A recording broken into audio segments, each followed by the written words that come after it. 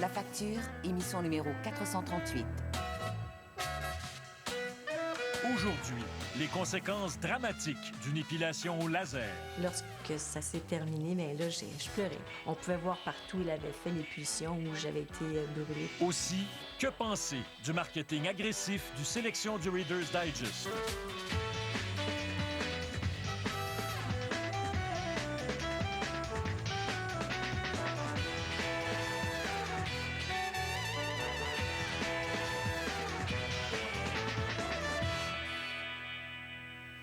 Bonsoir, bienvenue à La Facture. Vous savez ce qu'est un apprenti sorcier? C'est quelqu'un qui peut déclencher des événements catastrophiques sans pouvoir les arrêter. Eh bien, c'est ce qui semble se passer dans le monde des cliniques d'épilation au laser. Comme il n'y a aucun contrôle, aucune réglementation sur la formation des techniciens, n'importe qui peut utiliser sur vous des lasers très puissants. Certaines cliniques offrent un service très professionnel. Mais si vous tombez mal, les conséquences peuvent être dramatiques. Décor parfaitement lisse, sans poils, c'est le rêve de bien des femmes et d'hommes. L'épilation est entrée de plein pied dans le 21e siècle avec le laser. D'ailleurs, la plupart des salons d'esthétique proposent maintenant l'épilation au laser. Une technique efficace, mais si elle est mal utilisée, elle peut provoquer de sévères brûlures. Dans le fond, c'était plus de poils que je voulais, c'était pas des jambes brûlées. À l'automne 2006, Jocelyne Doré choisit de se faire épiler les jambes au laser à la clinique LCI Lasercom de Laval. En rencontrant une technicienne là-bas, je trouvais qu'elle avait l'air professionnelle. Le bureau, ça avait l'air aussi bien, donc j'ai décidé de faire affaire avec eux. LCI Lasercom possède 18 cliniques spécialisées en épilation au laser en Ontario et au Québec. Sur son site Web, l'entreprise fait valoir qu'elle travaille avec des médecins, des ingénieurs physiciens et des ingénieurs de laser. Tout pour donner confiance à la clientèle. Comment ça s'est passé, les premiers traitements? Ça s'est bien passé. Je pourrais dire que je vais peut-être rester là 1 heure de temps. C'est pas sans douleur comme ils disent, mais au moins, je me disais, ça a pris 1 heure, puis je voyais vraiment qu'ils pouvaient faire le tour en 1 heure, là. Il faut compter de 6 à 8 traitements avant de voir disparaître les poils. En juin 2007, Jocelyne Doré reçoit son 7e traitement. La personne qui m'a reçue me dit « Bien, je trouve que tu as les jambes bronzées. » Je lui confirme que j'arrivais de vacances quelques mois avant. Le 20 avril, je revenais de vacances. Donc, à ce moment-là, elle se m'a compté ses semaines. Elle m'a dit « Bon, OK, c'est correct. » Puis bon, on a commencé le traitement. Les directives des fabricants sont claires.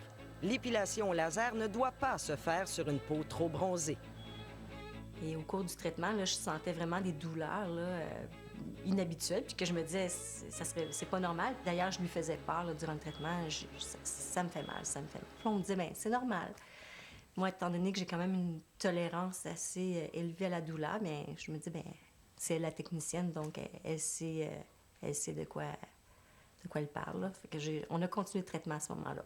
Si la personne a toujours eu des traitements, puis qu'une fois elle dit à l'infirmière « ça fait mal », la douleur doit être un frein. Marie-Christine Roy est dermatologue. Dans sa clinique, elle utilise depuis plusieurs années la technologie des lasers. J'en ai jamais vu comme ça. Nous lui avons demandé son avis dans le cas de Jocelyne Doré. En fait, je pense qu'elle a eu ça alors que sa peau était trop pigmentée et probablement que la force du laser aurait dû être diminuée. Angelo Barbieri, le propriétaire de LCI Lasercom, a refusé de répondre à nos questions à la caméra. Cependant, au téléphone, il affirme qu'il n'y a pas eu de négligence professionnelle de la part de ses employés et que ce cas est une exception. Lorsque ça s'est terminé, bien là, je pleurais. On pouvait voir partout, il avait fait l'épulsion où j'avais été brûlée, puis là, je paniquais parce que je me disais, oh mon Dieu, là, ça va être je vais être brûlée d'aplomb. Pendant le week-end, Jocelyne Doré applique des compresses d'eau froide comme lui suggère son pharmacien. En début de semaine, elle consulte un médecin. Diagnostic, brûlure au 2e degré. Donc là, on a appliqué, elle m'a dit, c'est un traitement comme on traiterait des grands brûlés. On va appliquer la flamazine, mais il faut cacher ça pour éviter l'infection. Jocelyne Doré retourne montrer ses blessures aux employés de la clinique LCI Lasercom. Elle insiste pour parler au propriétaire de l'entreprise, M. Barbieri. Il m'a offert un dédommagement, l'équivalent de 2000 $. Moi, j'ai dit non, c'est pas assez. Mais il m'a dit, si tu veux plus que ça à ce moment-là, mais moi, j'ai des assurances pour ça, il faut que tu fasses affaire avec mes assurances. Elle consulte un avocat qui lui suggère d'attendre plusieurs mois afin de voir s'il y aura des séquelles permanentes. Et il y en a.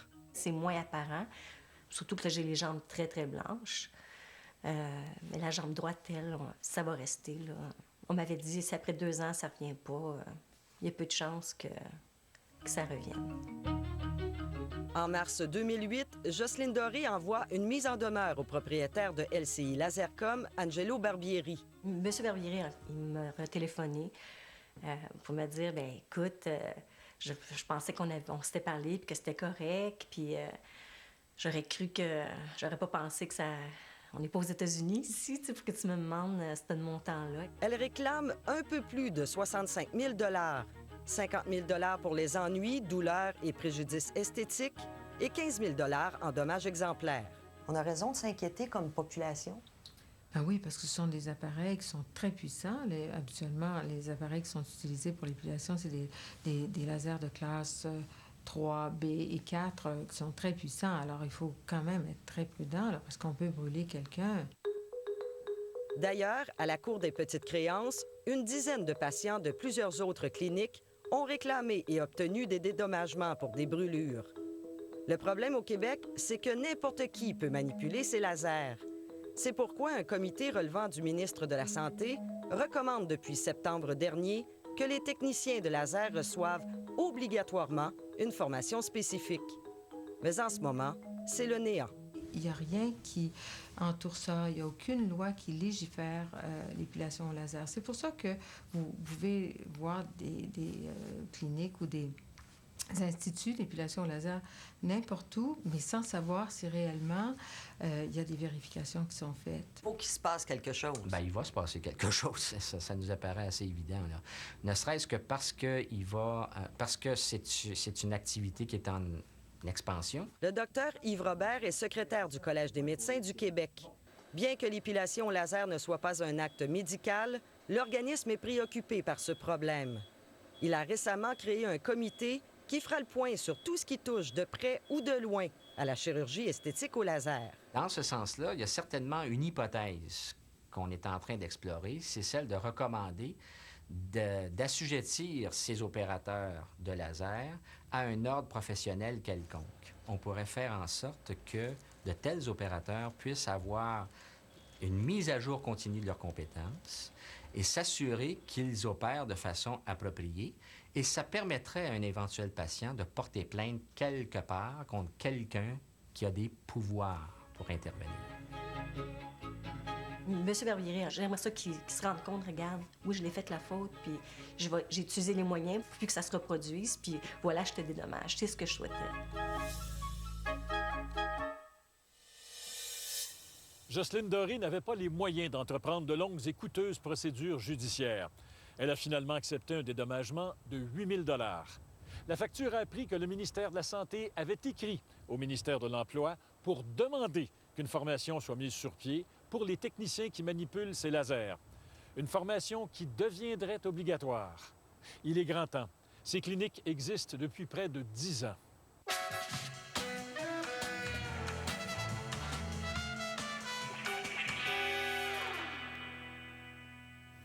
Le jeu du vrai ou faux maintenant. Une téléspectatrice nous raconte qu'elle a reçu une boîte de livres qu'elle n'a pas commandée. Le commerçant lui a ensuite réclamé 300 $. Elle a refusé de payer et le commerçant a confié le tout à une agence de recouvrement. Alors, vrai ou faux, un commerçant ne peut exiger de paiement pour un article que vous n'avez pas commandé, même si vous le conservez. La réponse après la pause.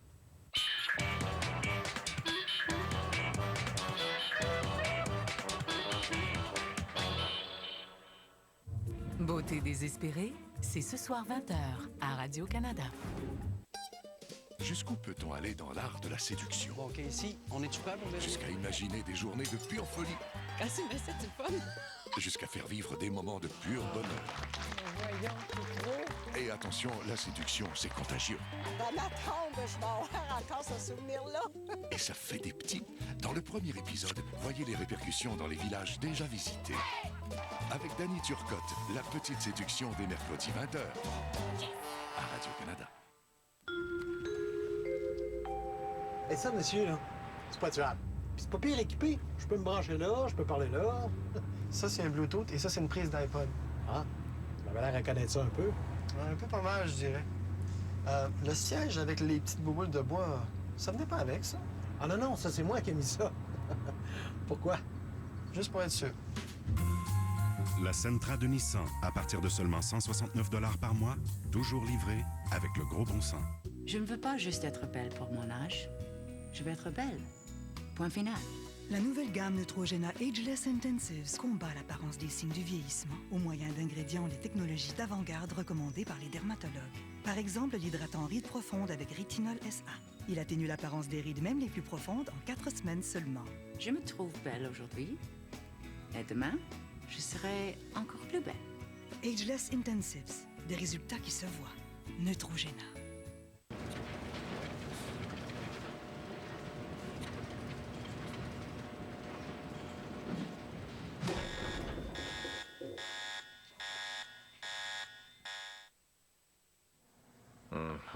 Les shreddies sont habituellement faits carrés. Personne n'a vu ces diamants à part nous, hein? Les nouvelles céréales Diamant Shreddies, toujours faites de blé entier 100%, maintenant sous forme de délicieux diamants. Cet été, c'est à la maison que ça se passe. Et pour vous installer confortablement chez vous, Club Piscine vous offre une incroyable collection de plus de 150 ensembles de jardin, accompagnés de rabais allant jusqu'à 40%. Uniquement chez Club Piscine Super Fitness. Saisir la beauté de la nature, partager ce que je vois, voilà ma vision. Et je la vis. Chaque jour, les verres Transition sont là pour aider à prendre soin de ma vision. Les verres Transition s'ajustent au changement de lumière pour réduire l'éblouissement et aident à protéger vos yeux contre les dommages causés par les rayons UV. Vous aurez ainsi une meilleure vision aujourd'hui et demain. Vivez votre vision. Transition, une saine vision en toute lumière.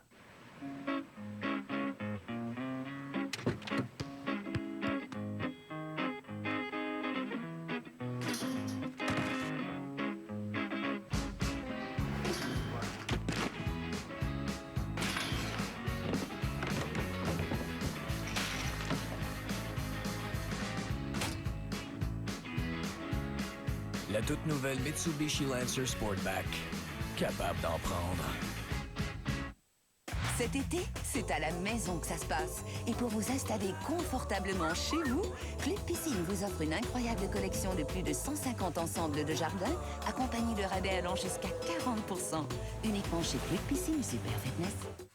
L'épicerie, c'est mercredi, 19h30.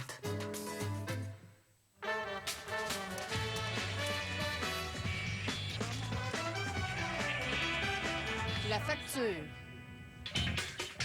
Vrai ou faux? Un commerçant ne peut exiger de paiement pour un article que vous n'avez pas commandé, même si vous le conservez. Vrai. La loi sur la protection du consommateur interdit à un commerçant d'exiger le paiement d'un bien qu'il vous a livré sans que vous l'ayez demandé. Vous pouvez le conserver et si vous le retournez, c'est au commerçant à assumer les frais de livraison. Pour nous joindre, dans la région de Montréal, composez le 514-790-2636 ou de l'extérieur de Montréal, le 1-800-790-2636. Vous pouvez aussi visiter notre site Internet à radio-canada.ca/la facture ou encore nous écrire. Imaginez que vous recevez ce chèque que de nombreux clients du sélection du Reader's Digest ont reçu. Payez la somme de 500 000 $ et c'est libellé à votre nom. Ou alors, cet autre document sur lequel on a écrit « Versement immédiat d'argent comptant ». Et on continue de vous aguicher de cette façon avec des dizaines et des dizaines d'autres documents semblables. Peut-être que vous refuseriez de craquer, mais certaines personnes succombent à ce marketing et comme vous allez le voir, dans certains cas, ça peut coûter cher.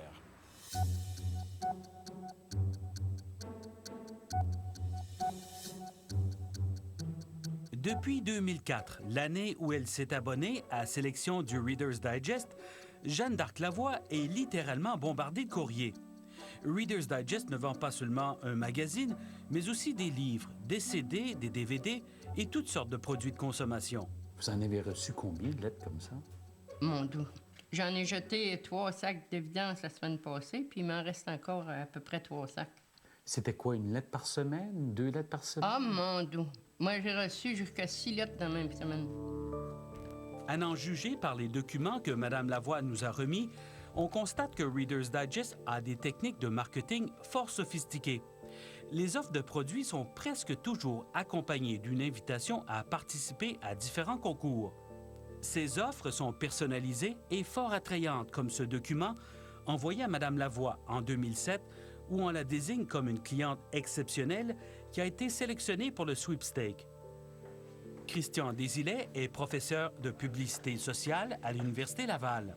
Selon lui, les méthodes de marketing de Reader's Digest sont très bien rodées et rien n'est laissé au hasard. Vous pouvez être sûr d'une chose, c'est que chaque détail de tout ce que vous recevez a déjà été prétesté et on a évalué donc les chances que les gens répondent favorablement augmentent si on ajoute telle mention, si on met une couleur ici, si on utilise telle et telle formule. Alors, tout est pensé. En juillet 2007, j'ai 552. En septembre, j'ai 1186. Et puis en octobre, j'ai 607. OK. Mais qu'est-ce que vous avez acheté comme marchandise pour ça? Des livres, des cassettes, des CD. Uniquement ça? Juste ça. Les techniques de vente de Reader's Digest ont très bien fonctionné dans le cas de Mme Lavoie, puisqu'elle a acheté pour 7 753 $ de marchandises depuis son abonnement en 2004. On gagne toujours quelque chose. Il y a toujours quelque chose, toujours gagnant. C'est mon nom en grosses lettres, en tête, là. Puis une lettre là, qu'on peut recevoir, j'ai vu une lettre, mon nom 6 fois dessus, sur la même lettre, mais toujours un petit peu plus grosse que l'écriture normale, tu sais. Puis pour vous, c'était un signe comme quoi que vous alliez gagner? J'espérais.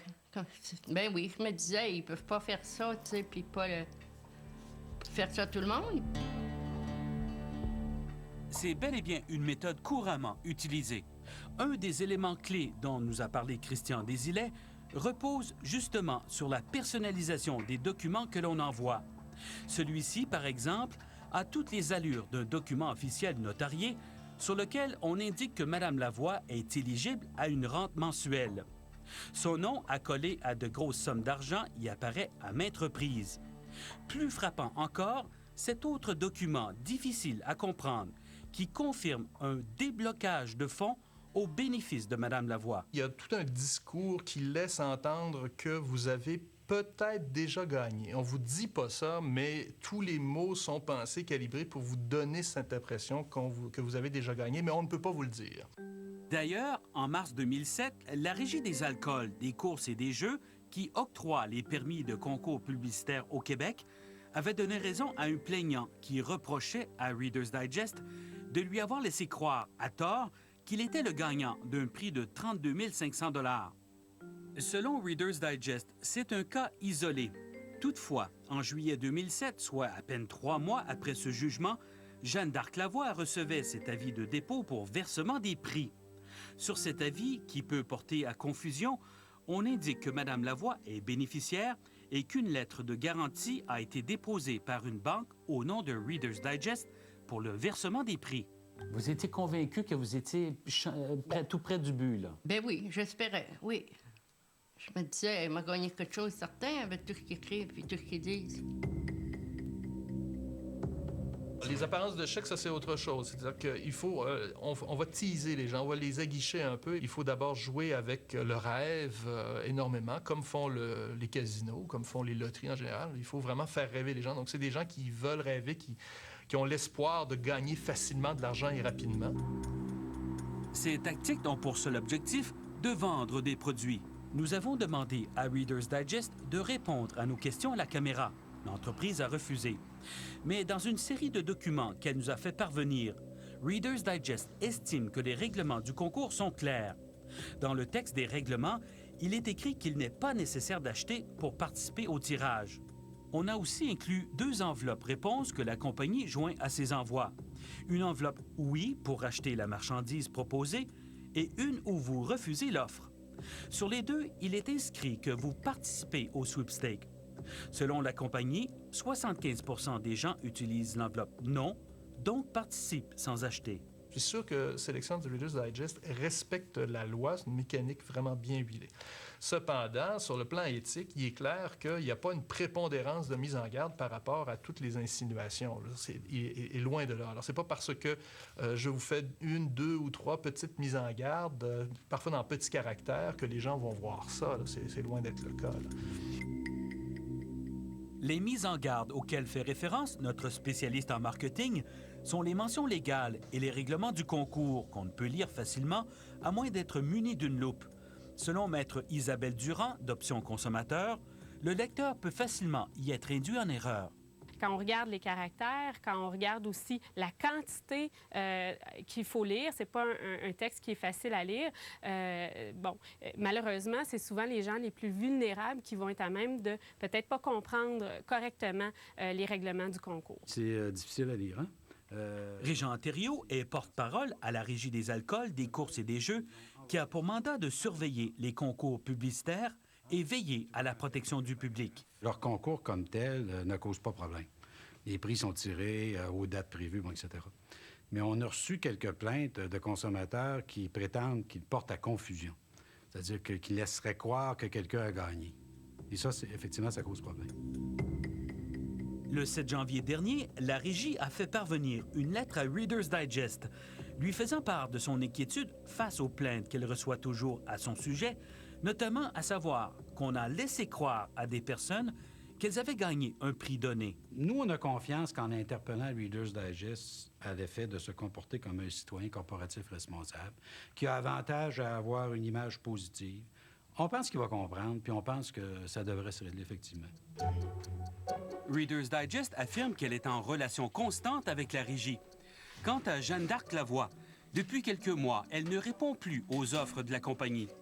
Elle a toujours un solde de 581 $ à payer pour des achats antérieurs.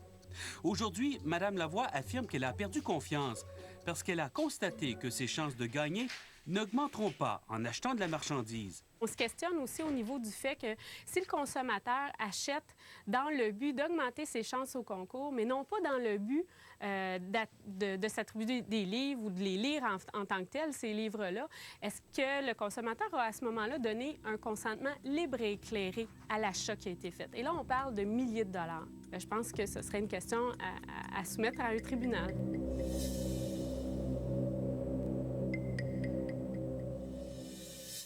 Si, comme dans le cas de Mme Lavoie, Sélection du Reader's Digest vous fait parvenir des documents qui vous font des accroires, comme on dit, des documents qui vous paraissent ambigus et confus, vous pouvez vous plaindre.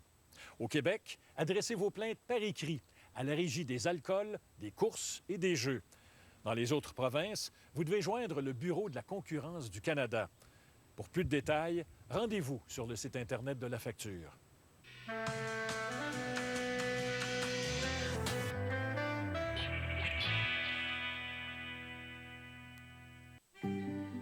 Chaque nuit, des millions de Canadiens dorment l'esprit tranquille, sachant qu'ils peuvent compter sur leur courtier en assurance de dommages pour protéger leur maison, leur automobile et leur entreprise. Un vrai professionnel qui travaille dans leur intérêt, leur offrant un choix parmi les meilleures compagnies d'assurance, une couverture adaptée à leurs besoins et qui les défend en cas de réclamation. Votre meilleure assurance, c'est un courtier d'assurance. Bonsoir. Ce soir au Téléjournal, une jeune femme de 21 ans est la dernière victime de la mission canadienne en Afghanistan. La cavalière Karine Blais, originaire de la Gaspésie, est morte dans l'explosion d'une mine. Elle était basée à Valcartier. La crédibilité de Karl-Heinz Schreiber est mise à rude épreuve à la commission Oliphant. On fait ressortir des contradictions dans les témoignages de l'homme d'affaires concernant sa relation avec l'ancien premier ministre Brian Mulroney. À tout à l'heure.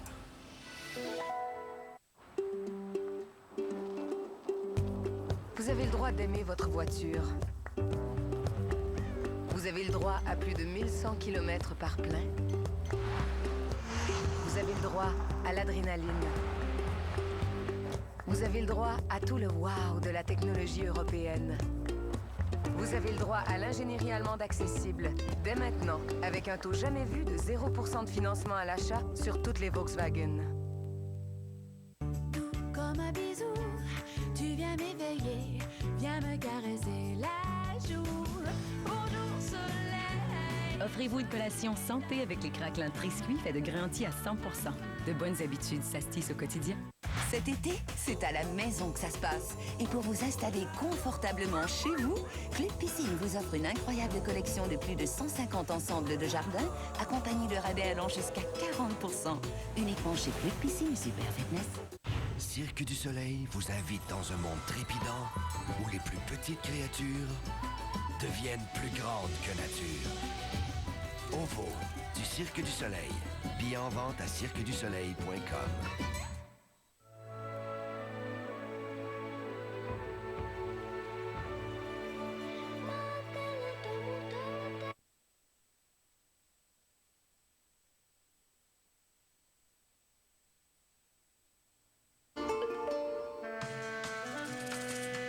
À la facture, la semaine prochaine.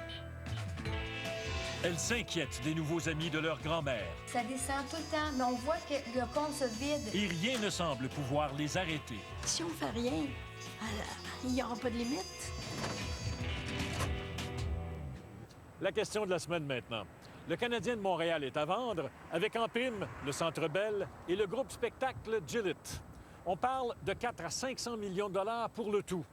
Parmi les acheteurs potentiels, Guy Laliberté, le patron du Cirque du Soleil, Stephen Bronfman, de la célèbre famille, René Angélil et la famille Saputo. Des acheteurs américains seraient aussi intéressés. La semaine dernière, le nouveau ministre des Finances, Raymond Bachand, a déclaré que l'État québécois serait prêt à aider financièrement tout groupe québécois qui se porterait acquéreur du Canadien. Qu'en pensez-vous? Pourquoi pas? Pourquoi pas? Je ne verrais pas pourquoi ils ne pourraient pas le faire. Si c'est pour garder les Canadiens ici, c'est des emplois qui sont ici puis ça demeure ici. Je pense surtout que le Canadien, ça représente notre culture, ça représente les Québécois, puis je pense que c'est un très bon investissement. Au Québec, c'est pas mal une tradition, le Canadien. Puis ça serait important que ce soit des acheteurs québécois. Ça permettrait de garder les Canadiens chez nous, au Québec. C'est une institution, ça fait 100 ans qu'ils sont ici. Il faut qu'ils restent ici. Pas avec notre argent. Pourquoi? Parce que je pense qu'ils sont déjà très bien les compagnies qui veulent l'acheter. Ils ont déjà beaucoup d'argent pour le faire, pas besoin de notre argent. Si c'est pas rentable, pourquoi il faut qu'on finance? Si c'est rentable, encore une fois, pourquoi il faut financer? C'est bien du côté que ça va rester ici. L'équipe va pouvoir rester ici. Du côté que c'est pas bien, je pense qu'on a d'autres choses à faire avec cet argent-là avant d'investir là-dedans. On devrait investir l'argent plutôt dans les organismes communautaires qui aident la population. À partir du moment où c'est pas une subvention, à partir du moment où c'est traité de la même façon que n'importe quel autre business avec un souci de rentabilité, l'idée, là, c'est pas d'aller chercher de l'argent dans la poche des contribuables. Pour joindre la facture, de Montréal, faites le 790-2636.